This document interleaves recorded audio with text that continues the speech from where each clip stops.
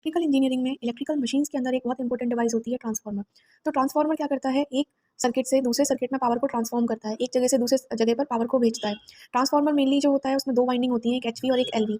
जिस साइड हम सोर्स को कनेक्ट करते हैं, सप्लाई देते हैं, उसको हम प्राइमरी वाइंडिंग बोलते हैं, और जिस साइड हम लोड को कनेक्ट करते हैं उस साइड हम सेकेंडरी वाइंडिंग बोलते हैं। नो मैटर एचवी किधर है, एलवी किधर है, जहाँ सोर्स दिया है वहाँ प्राइमरी होगा और जहाँ लोड लिया है वो सेकेंडरी वाइंडिंग होगी। ट्रांसफार्मर का मेनली एक कोर होता है, उस कोर को बनाने के लिए एक कारण होता है कि लो रिलेक्टेंस पाथ क्रिएट हो सके। लो रिलेक्टेंस पाथ से जो फ्लक्स इसमें डेवलप होगा वो फ्लक्स क्या होगा, वो मैक्सिमम होगा। हमें ट्रांसफार्मर के अंदर फ्लक्स को कांस्टेंट रखना होता है। और जो ट्रांसफार्मर होता है वो कौन से प्रिंसिपल पे काम करता है, Faraday law of induction.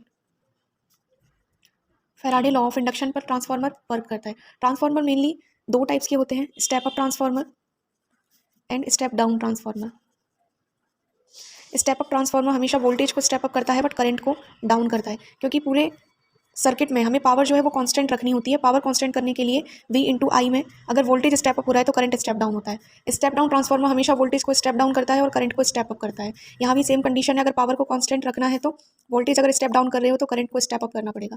Step up transformer जो है वो जनरेशन के बाद में उपयोग किए जाते हैं ट्रांसमिशन के लिए, क्योंकि जनरेशन हम 11 kV पे करते हैं और ट्रांसमिशन इसको स्टेप अप करके 220 132 kV पर करते हैं।